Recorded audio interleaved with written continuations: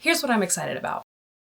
February was a month where cool things happened, and for some reason I was so very uninspired. And I did make things. I did do things that were cool and fun, but I did not feel personally inspired. And I think that I'm to blame for that because there is literally inspiration everywhere. So I went digging a little bit to see what things were kind of catching my eye. And I think the process of putting them all together in a place where I could see them and name them has been very helpful for me. Hi, my name is Gabby if it's your first time here. I am a multimedia creative freelance person. I'm an actor and a dancer. I also do photography, weddings, portraits, fun stuff. I do some social media work. I am a writer. I co-host a writers group and put my words onto the internet, usually on Substack, sometimes here on YouTube. And YouTube is new to me. Well, it's not new to me. That's a lie. I have been putting things on YouTube for way too long, and I've gotten rid of the things that I am most embarrassed about. Some of them are still here, and you can watch them if you want. But this is the first time in my life I've actually let myself participate in YouTube the way I want to. I've been very, very scared. But I grew up watching vloggers and lifestyle content creators, and it has always been a dream of mine. It's always been the dream I've given the least amount of credit to. But in light of the world that we live in right now, I finally just had to say why the F not. And this week I hit 1,000 subscribers, which is really, really cool. That's double what I had when I started this channel. More than double. Anyways, it's very cool. Let's talk about inspiration. I've got a note in my notes app called Current Obsessions that I compiled this morning. I was watching some of the shows from New York Fashion Week on YouTube. I could probably do an entire video about everything that I saw and said, I want that, I want that, I want that. But I had some favorites, and then that inspired me to hone in on some other things that I really love. Let me get my coffee. Okay, here we go. Philip Lim Spring Summer 2025 line. Every single thing that walked down the runway, I was like, oh my god, I want it, I love it, I need it. It reminded me of things that I forgot that I loved, specifically this lace tank top that we kept seeing. I had something very similar in white that I wore, I think for senior pictures or something like that, and it was from H&M or Forever 21.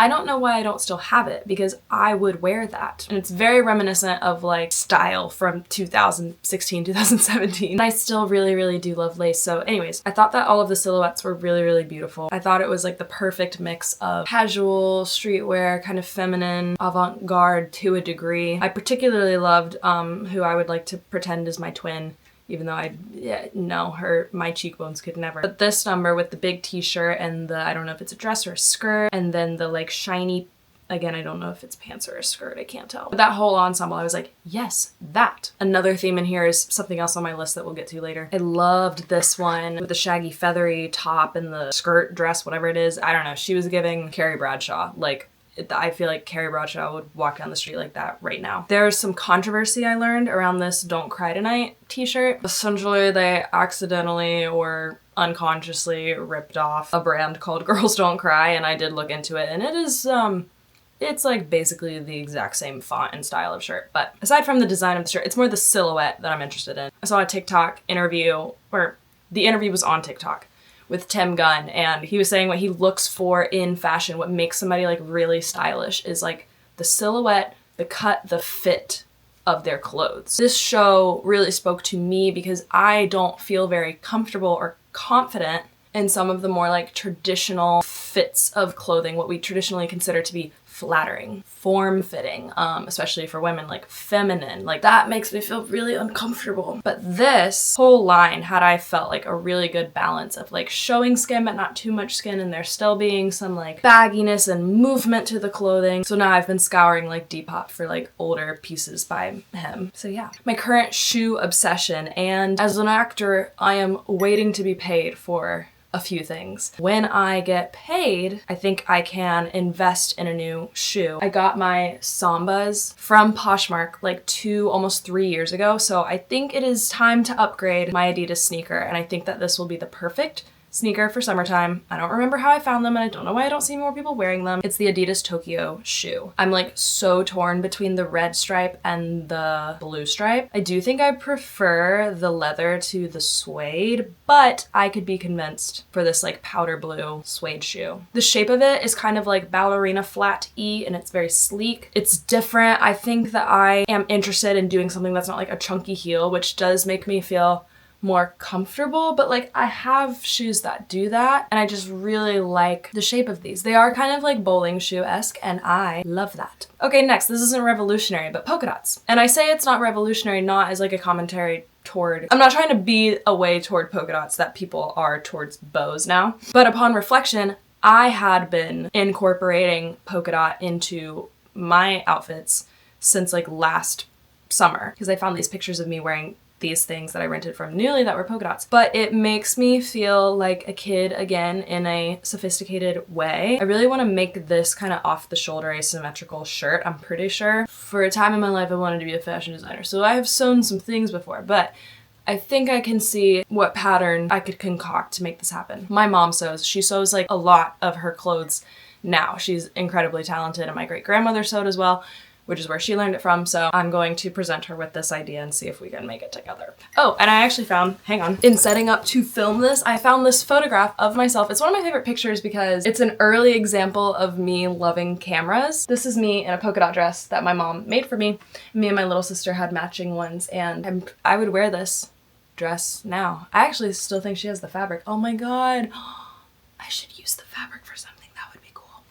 Anyway, full circle. Going full circle again, I'm really into this shade of greenish yellowish. What's on my nails feels a little bit more yellow to me than green, and then some of these reference photos that I have are feeling more like olive green than they are yellow, but somewhere in the world of chartreuse, lime, olive green, which was featured a lot in the Philip Lim show. A little more of like a neon hue, but like same essence. That color makes me really, really happy. I've got some shoes. These are like dirty. These cute little guys, I wore them to a wedding last summer, and they're really cute. They're fairly comfortable as well. I love the like strappiness. And then these are a little more on the yellow side. Obviously I picked them up from Goodwill, but super cute, right? Kind of matches my nails perfectly. Yeah, I'm excited for it to warm up just a little bit more. March starts this weekend. Wait, March starts tomorrow. So I'm feeling like, okay, I can start pulling out my like spring stuff now, and it's not weird. Because the weather here in Atlanta has been like 75 degrees one day, 45 degrees another day. It's so